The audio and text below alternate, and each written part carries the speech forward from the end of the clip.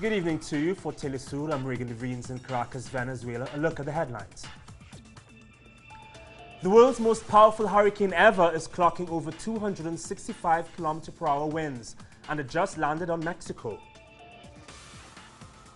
Front for Victory candidate Daniel Scioli ahead of the polls of popular opinion, but can he avoid a runoff? We'll bring you the latest from Argentina. And Colombia also gears up for weekend elections for the post of mayor of the capital city. These stories and more now on From the South.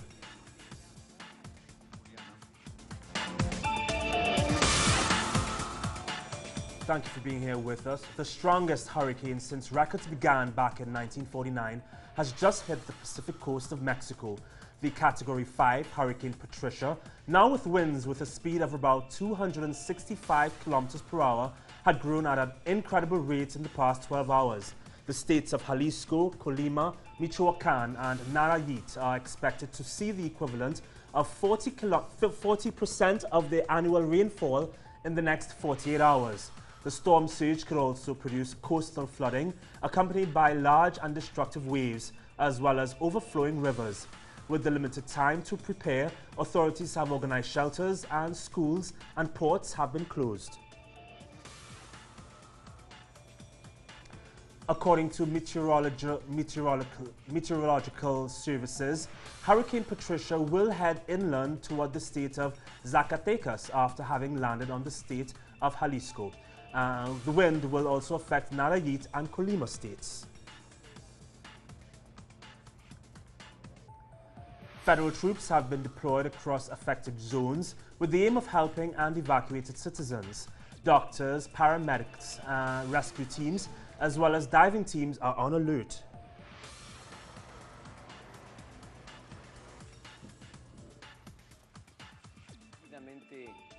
The Mexican Republic is duly involved and very attentive before its natural phenomenon that we are about to deal with. The National Emergency Committee has already installed, and I am taking charge of it at this moment, preventive measures that have already begun to put into place for what is estimated to be the biggest hurricane from at least the last 50 years in the Pacific Ocean. Patricia has already sustained winds of maximum strength at least 325 km/h and wind gusts up to 400 km/h. Patricia is moving 19 km/h in the direction towards the northwest. The prognostication indicates that Patricia will curve towards the northwest and could strengthen even more before making landfall. The directly affected areas are expected to be Jalisco State, though coverage is to be extended from the area at the point of Manzanillo in Colima through the edge of Nayarit State. And we're now joined by David Adams, a climate scientist from the UNAM University in Mexico City. Hi David, thanks so much for taking the time to speak with us. Can you give us the latest, what you currently know on Hurricane Patricia? Okay, yeah, thank you. Thank you for having me. Presently, as I speak, the hurricane should be making landfall around Manzanillo in Mexico. What we expect is very, very heavy rainfall, especially in the higher topographic areas. But the fact that the hurricane is colliding with the mountains, so to speak, means that the circulation will destroy itself fairly quickly. And so the winds will calm down within probably 12 hours or so. That's good to know. But David, it's been called the most powerful storm ever recorded in the Western Hemisphere. Do we know what factors may have contributed to the storm? Yeah, essentially the idea, especially the fact that it's happened so late in the season, is that it's related to El Nino. We have a particularly strong El Nino this year, which will continue on probably for the next 6 months or so. And typically with El Ninos, hurricanes in the Eastern Pacific tend to increase and also be more intense. And this is just an extreme example of that. We've been hearing for years that climate change would have contributed to stronger storms in the present and in the future. Do you think this would be a new norm, per se? Well, this is kind of what we would expect. It's very difficult to attribute a single event to climate change, but the idea is, yes, with warmer surface temperatures, particularly with warmer oceans, hurricanes should, everything else being equal, be more intense. We don't necessarily know if there will be more hurricanes or less hurricanes, but on average, they should probably be more intense. David, you mentioned just now that the mountains would have contributed to the diminishing of this and breaking it up. Do you know how soon this could happen? Yeah, if it's hitting directly in the mountains, the storm itself, the circulation will break up. At least the most potent part will break up within about 12 hours. But the rains will continue for probably a day or longer. All right, great. Thanks so much, David. Really great touching base with you. Hopefully this storm will dissipate without too much damage to Mexico. Yes. It was great chatting with you. Thanks again. Thank you. Thank you for having me. Moving on, in Argentina, Daniel Scioli, the ruling Front for Victory candidate, is ahead in opinion polls, but cannot be sure of an outright win in the first round of Argentina's presidential election on Sunday, and it may go to a runoff. To walk away with the presidency this weekend, the current governor of Buenos Aires province needs to win 40% of the vote with a 10-point margin over his nearest challenger, who is likely to be Buenos Aires center-right mayor Mauricio Macri. Have no doubt, because this, the Front for Victory, is the political space that gives the Argentina's peace, predictability, confidence. And the Argentine chief of the cabinet, Abinel Fernandez, she's criticized the duty campaign by the opposition of which he had been a victim of. The campaign, and I believe all of you consider this group therapy, has been a very dirty campaign, full of aggravation and insults, like we have seen in this case. On a personal level, I've been the object of so much anger that it beggars belief. Overall, with the theme we all know, the theme of narco-trafficking and the death of all three people. And as the campaign rallies have come to a close in Argentina, Laureate Ponce has this report. The electoral campaign for the upcoming presidential elections in Argentina has come to an end. The main candidates held closure rallies where they seek to establish the main differences among them. The candidate for the right-wing front, UNA, Sergio Massa, based his campaign around public safety and corruption. I'm going to lead a federal security council, and I'm not going to do what they do today to avoid responsibility. Me, I am personally going to be at the front line of the fight against drug trafficking and crime in Argentina. The Buenos Aires city mayor and presidential nominee for the main right-wing coalition Cambiemos, Mauricio Macri, called for a change that would mean a political turn to the right in social and foreign policies and for the end of political confrontation.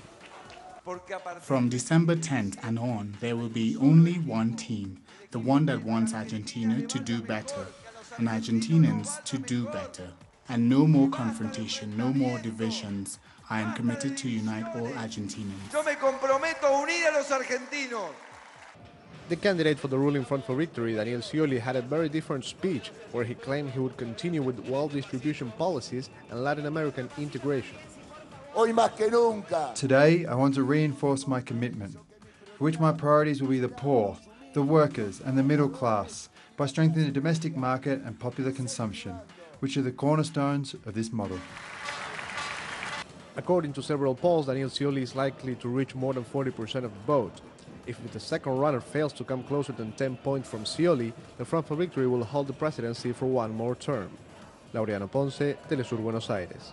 And staying in Argentina, veterans of the 1982 Malvinas War marched to the British Embassy in Buenos Aires to call for the right to identify the remains of fallen Argentine soldiers buried on the island. Britain and Argentina fought a short war over the disputed archipelago in 1982 after the then Argentine military dictatorship seized the islands by force. Political friction has flared up again in recent years, with Britain refusing to have a dialogue with Argentina over the sovereignty of the islands. It is estimated that the bodies of 123 Argentine soldiers buried in the Darwin Cemetery had yet to be identified. At the Argentine cemetery in Darwin, in the Malvina Falkland Islands, there are 234 graves, of which 123 contain unidentified remains. These bodies lie by a plaque that reads, "Argentine soldier, only known by God." And it is time to stop giving God so much responsibility and take responsibility ourselves, in order to settle this pain of 33 years, where many families don't know the final destiny of these people, and want to do the identification process so that when they go visit the cemetery, they know where their loved ones are. In Colombia, the 4 leading candidates for the mayor of Bogota debated, putting forward their ideas before the election this Sunday.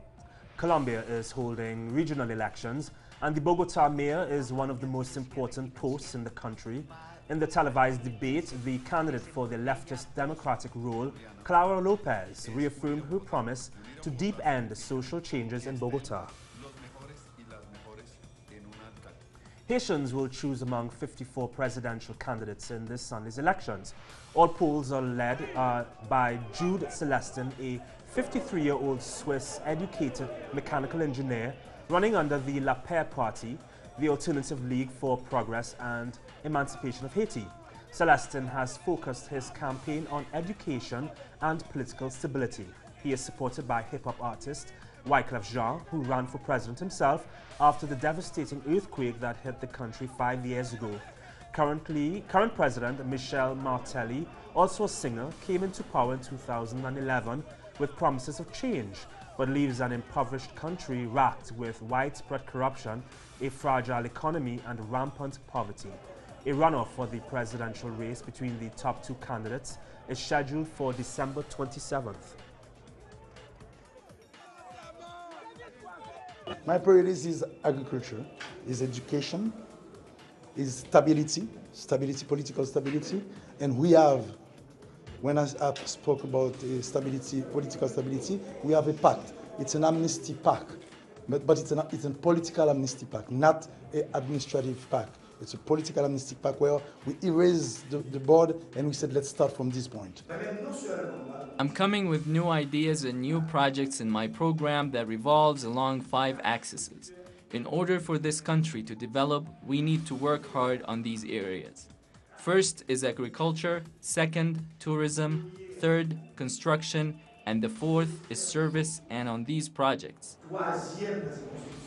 The Vice President of Venezuela, Jorge Ariaza, headed the second SELAC meeting on social development and the eradication of poverty. Ariaza said that it was necessary that Latin American and Caribbean countries work together to deepen the achievements. He also insisted that the region achieve the 17 proposed Sustainable Development Goals and highlighted Venezuela's gains in reducing poverty.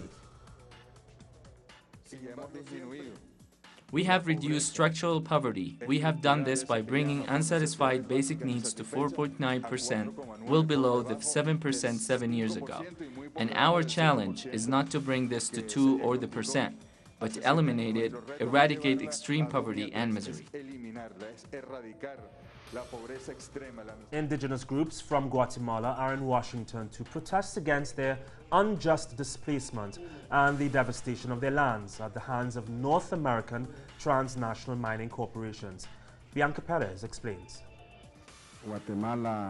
Groups defending the rights of indigenous groups in Guatemala took their cause to Washington, D.C., criticizing the violation committed by transnational organizations such as Tahoe Resources, Inc. and Gold Corp that have displaced 21,000 farm workers in the country.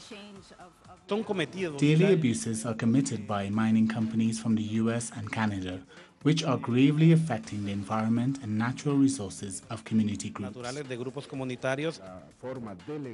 These experts also denounced the persecution of human rights defenders in the Central American nation. Dozens of indigenous social activists have endured prosecution and some even incarceration as part of a campaign to silence them. There has been, in the last several months, an unprecedented mobilization of civil society and a huge civic movement. At the same time, there are those who are defending human rights who are suffering repression still on a daily basis. Human rights violations are not the only concern. Grave environmental abuses to indigenous territories, such as the deterioration of land, are also an important factor of this fight. Mining is sweeping mountains, jungles, and valleys. The overuse of water, in this case with cyanide, is contaminating water sources. I think there's 2 important things. During the briefing, the members of these organizations made it clear that this situation of human rights violations in Guatemala has been long known by the government of the United States. Bianca Perez, Telesur, Washington, D.C.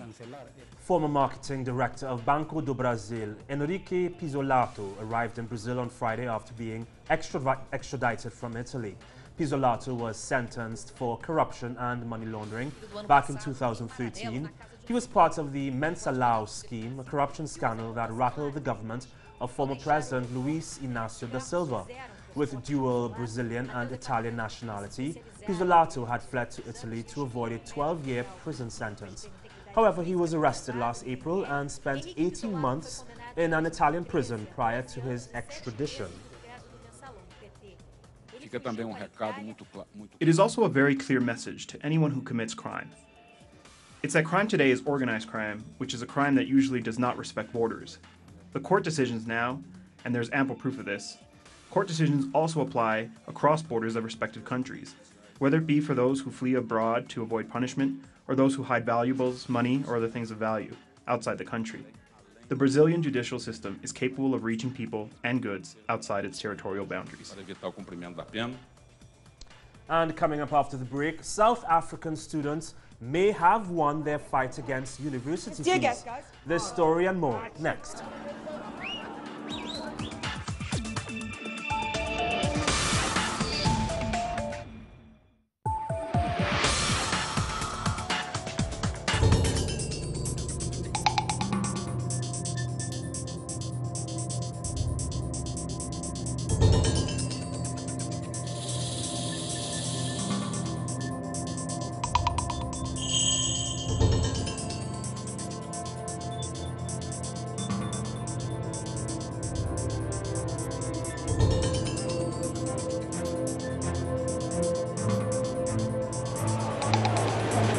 That have marked the course of history. Productions designed in the English language and made for the English-speaking world. This is Documentary. Watch it on telesur.net/English. Telesur, wherever the news, you'll be there.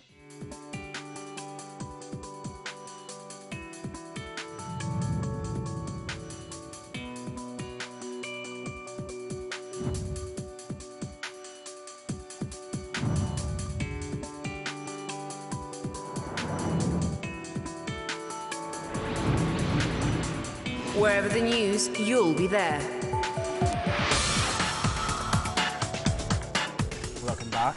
After massive student protests this week in South Africa against the proposed raising of university fees, President Jacob Zuma has acceded to students' demands. Universities had proposed increases of 11.6% from 2016. However, Zuma said there will be no increases. He added that students will also be allotted extra time during final year examinations. Zuma had planned to address students outside the union building. However, violent protest action between police and students prevented that. And we see... With the hopes of easing the tensions at the Al-Aqsa Mosque, Israeli authorities lifted the age restrictions for the main weekly prayers on the compound. Israel has been under international pressure to not only avoid a Palestinian intifada, but also to resume peace talks with Palestine. Earlier this week, UN General Secretary Ban Ki-moon flew in unannounced to help quell the violence. Recent high-level meetings have resulted in renewed calls for, quote, significant steps to be taken consistent with the transition contemplated by prior agreements in order to restore confidence and hope in the viability of a negotiated two-state solution that resolves the final status issues, including that of Jerusalem, and ends the occupation that began in 1967, end quote. The meeting was held among representatives of the United Nations, Russia, the United States, and the EU, as well as key Arab states. We had a very good quartet meeting on the situation in the Middle East. First of all, you know that the European Union was very much insisting on revitalizing the format, using the quartet as the framework for the Europeans to come together with our friends in the United States, in Russia, and in the whole UN to pass a united message to our Israeli and Palestinian friends. And in this moment of tension and violence on the ground, it has been extremely important to gather and unite the international community behind a strong message, an invitation to calm down the situation, to show restraint and leadership, to contain the rhetoric that could inflame easily not only the situation on the ground but also in the whole region. And the joint meeting could not come any sooner as Palestinian Day of Rage clashes with Israeli forces resulted in injuries for 3 journalists at the Nahal Oz border area of Gaza. After the past month of fighting, some 50 Palestinians and 9 Israelis have been killed in the violence.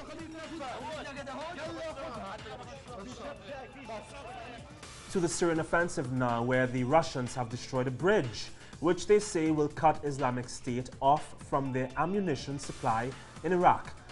Released video shows the airstrike said to be located on the Euphrates River in the Deir el-Oz governorate. They said the bridge is now unusable. Ukraine will be holding local elections this Sunday as well, without the participation of the pro-Russian separatist East. These local elections, a year and a half after Poroshenko won a presidential election, are being fought mainly on national issues rather than municipal fairs such as potholes or nurseries. They are both a referendum on Poroshenko's rule and a jostle for power and influence among the oligarchic and business clans that still dominate Ukraine.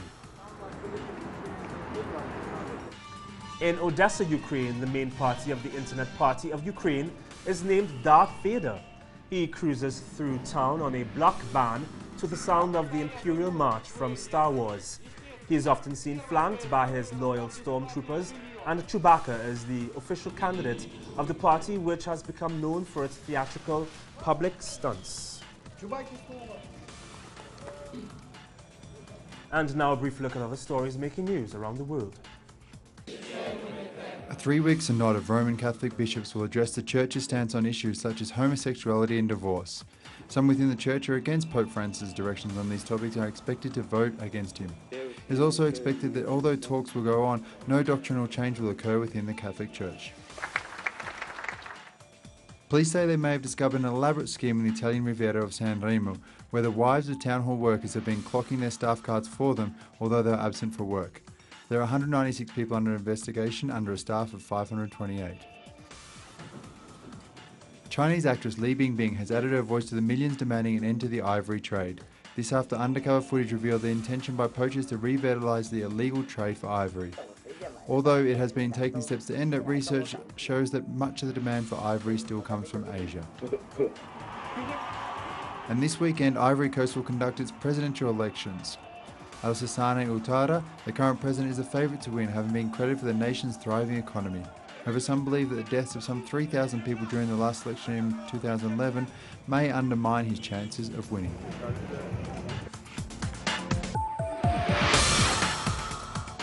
"51-year-old Trinidad and Tobago national David Naked has officially joined the race for the FIFA presidency. Naked, who has played for his country's national team as well as with the Grasshoppers in Switzerland, Waregem in Belgium and New England Revolution in the United States, says that he is committed to transformation that is fair and even-handed and will deal with all or any breaches and improprieties.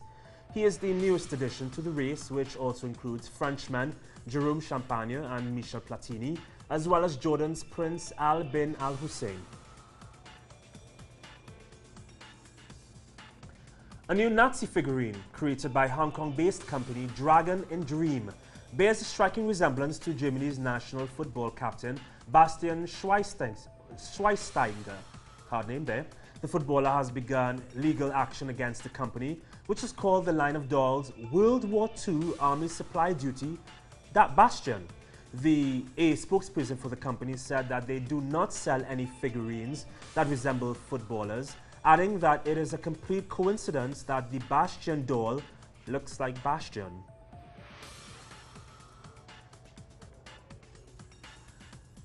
And we close this evening in Italy. Florence Cathedral Museum plans to reopen to the public on October 29th. The reopening is said to be dedicated to the late Renaissance period, with 750 artworks on display, including sculptures by legends such as Michelangelo and Donatello. Many consider it an important event because it means rediscovering the roots of Florence's greatness. That's it from us this Friday evening. To follow up on these stories, please visit our website, telesurtv.net/English, from our news teams in Quito, Ecuador, and right here in Caracas, Venezuela. For Telesur English, I'm Regan Veens. Have a safe evening and weekend, and we pray for you, Mexico. Have a great one.